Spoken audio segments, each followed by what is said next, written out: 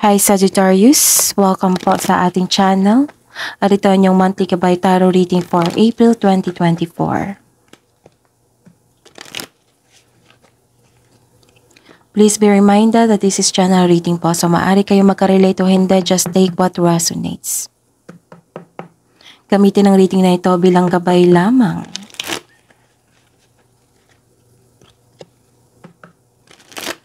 Balik kayo dito bukas para sa ating daily Gabay Tarot reading.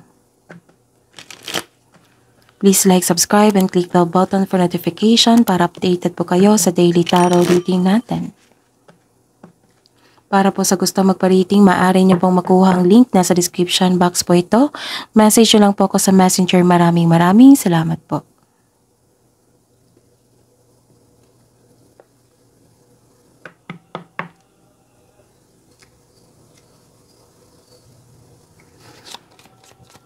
Spirits Guide, ano po ang mga ganap ngayong April 2024 para po kay Sagittarius?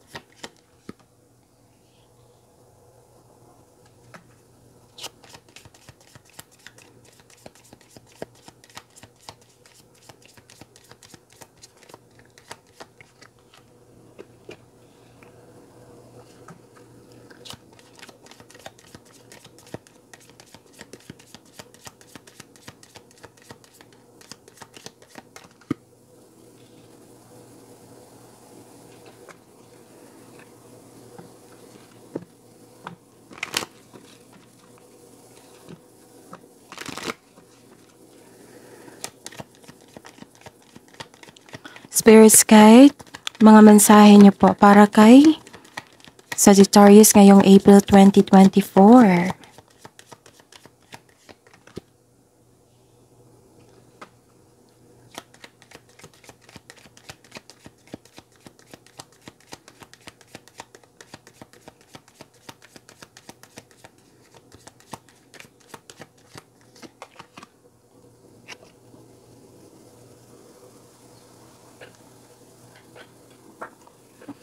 Okay, Sagittarius, ngayong April 2024, may nakita ako dito na busy kayo. Maraming transaction, maraming ginagawa. This is, anong tawag nito? Success. This is success. Happy kayo. Kasi may dumating na positive opportunities. This is good luck, good karma. Things going your way, pwedeng rewards ito, recognition. Itong pangyayaring ito ay nakatadhana sa inyo. Sabi po ng card, this is happiness and success. Maaring may ganap sa inyong career. And some of you are working, nagpaplano kayo na magkaroon ng stability sa inyong kaperahan at buhay karera. This is long-term plans, life's calling. This is about your goals sa buhay. And may nakita ko dito ang travel. Maaring new journey nyo. Mag-travel kayo para magkaroon ng new journey. Lumipat kayo sa isang lokasyon. Pwedeng nag-abroad. Pwede din umuwi kayo, nagbakasyon kayo. This is long distance. May nakita kong foreigners dito. This is movement also. And take these messages po na para sa inyo, na tuloy-tuloy lang po kahit ano yung mga pagsubok na naranasan nyo ngayon. Kasi ang sabi dito, tread thoughtfully, you can overcome anything. This is overcoming obstacles.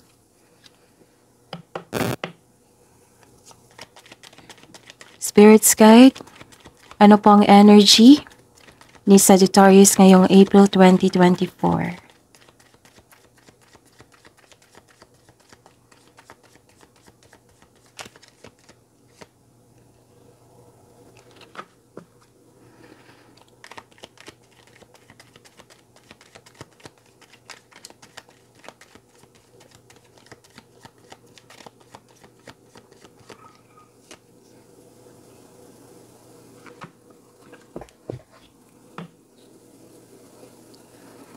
Okay. Sagittarius, maaari niyong abangan yung love reading niyo, monthly Gabay Tarot reading. Kasi araw-araw ako nag-upload sa bawat sign. So check nyo.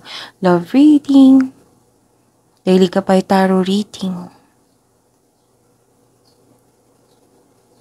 Okay.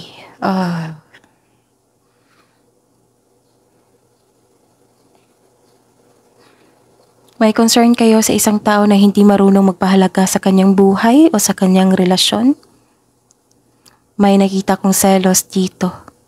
May concern kayo sa isang tao na hindi marunong mag-handle ng money, naging materialistic. May taong hindi maasahan. Instead of getting angry, have a conversation with them about expectation nyo and make adjustment where necessary. May taong nanghihimasok sa desisyon mo. May tuto sa inyong desisyon. May taong nanghihimasok sa decision making process mo. Okay? Again, may taong tuto sa inyong desisyon. Ganon. Nang dahil nito, hindi kayo happy sa kanyang treatment. Confused kayo. Nagkaroon ng negativity. Nagkaroon ng failure. Loneliness. Kailangan nyo mag-reflect dito. May tao na hindi okay yung relasyon nyo. May delay sa travel. Pero makakahanap ka ng paraan para ma-enjoy mo yung moment na naghihintay kayo. Make yourself busy. Kailangan talaga na exercise nyo yung patience nyo pag nagkaroon ng delay. Na-disappoint kayo sa isang tao na tuto sa inyong desisyon. So, trust these messages from the universe na tuloy mo lang. Magkaroon ng resilience. You are overcoming obstacles. Magtiwala lang po. Career and money po. Ni Sagittarius ngayong April 2024, Spirit's Guide.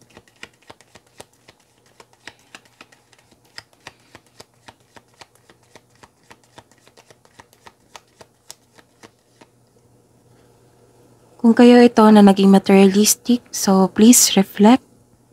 Para naman po yan sa na ikakabuti yan sa iyong sarili. Okay? Pero I believe sa kapwa mo to eh.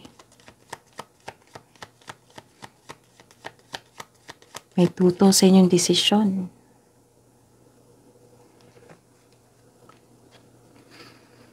Okay.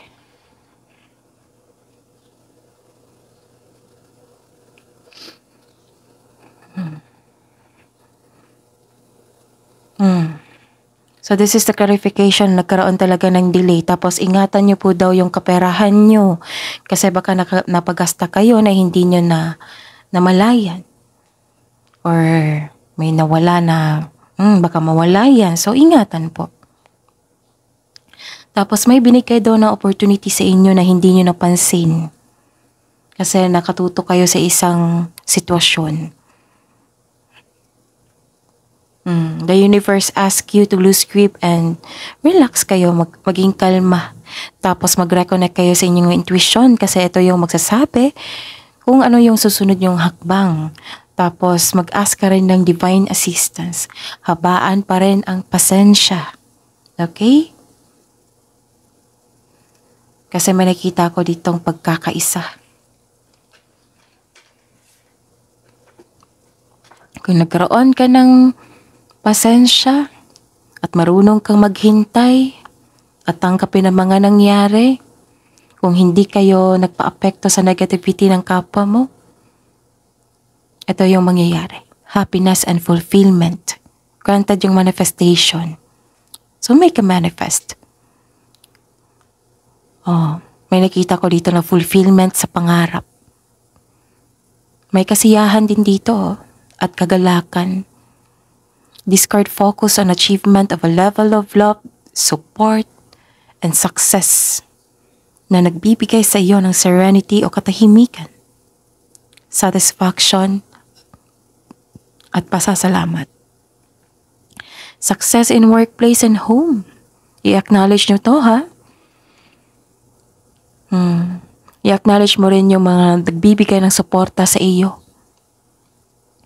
Kung ikaw ay may balak na mag-career change o magtayo ng negosyo, know that you have the very supportive friends and family. Kasi nagkaroon ng pagkakaisa dito. Fulfillment. So claim this message. Kailangan yung i-process yan. Move forward. Kailangan magkaroon ng resilience para maabot mo ito. Kasi nakatadahan na to sa inyo eh. Kailangan nyo lang baguhin yung pagkakaroon ng self-pity, negativity. Kasi kung yan yung gagawin mo, yan yung ma-attack nyo. Positive affirmation, attract blessings. Siyempre magsisimula po ito sa inyo. Spirit's Guide, Love Life, Self-Love, Partnership, and Romance ni Sagittarius ngayong April 2024. May gumagawa ng aksyon dito. Mabilisang aksyon or pwedeng mabilisang desisyon. Maaring may dumating eh. Agad niyong binigyan ng aksyon.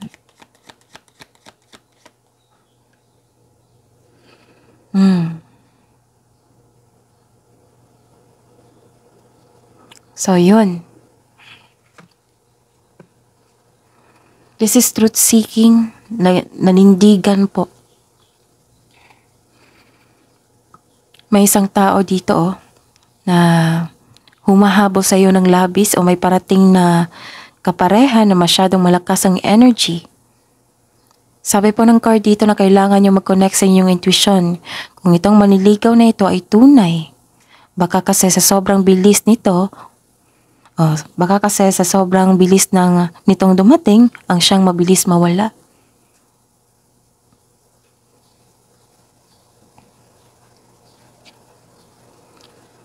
Sa mga buhay mag-asawa, sa mga may relasyon dyan, nagkaroon ng truth-seeking, assertiveness, at saka umaksyon kayo kasi alam nyong nasa tama kayo. This is katapangan at confidence.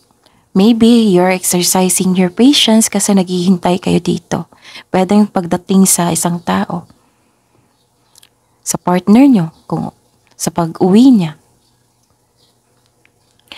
At ang sabi po ng card dito na careful lang po daw kayo sa paggawa ng desisyon. Pag-isipan po daw ng mabuti.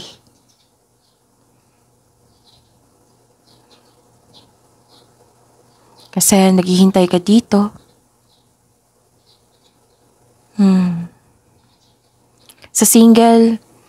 Sa mga single dyan, ayaw nyo pa ng commitment. May mga ibang maliligaw na friendzone nyo.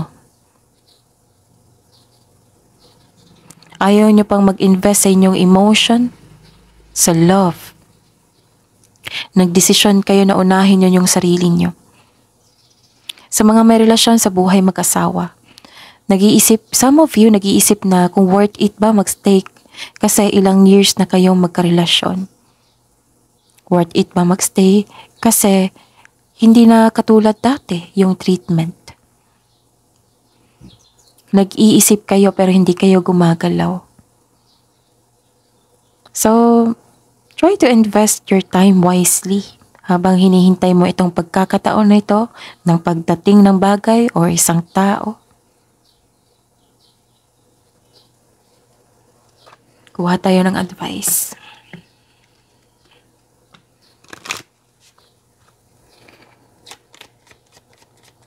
Spirits guides, hingi po kami ng advice para po kay Sagittarius ngayong April 2024. Kilos. It's time to examine your productivity. Disorganization and indecisiveness may be causing you to miss opportunities. Yes, yung pagwawalang kilos. Possible talaga na ma-miss mo yung opportunity. Kailangan talaga lang bigyan ng aksyon. Siyempre, kasama yung pagpaplano. Take a moment to prioritize your goals and get a clear view of how to get where you want to go and what it will take to get there. Kunin natin to. May pagbabago. This is new beginning. Kasi may pagtatapos dito. And this is also new beginning po. You are invited to instigate change, but you are also being warned that this transformation may be radical. Get rid of everything in your current life that can prevent you from improving. So, sa mga balakid dyan, get rid. Kasi ito yung mga hadlang para sa improvement mo. Based on this principle, destroy before rebuilding. You are promised a beneficial rebirth. So, may pagpapago na parating. So that is your reading, Sagittarius, for this month, April 2024. Please like, subscribe, and click bell button for notification para updated po kayo sa daily tarot reading natin. Maraming salamat po.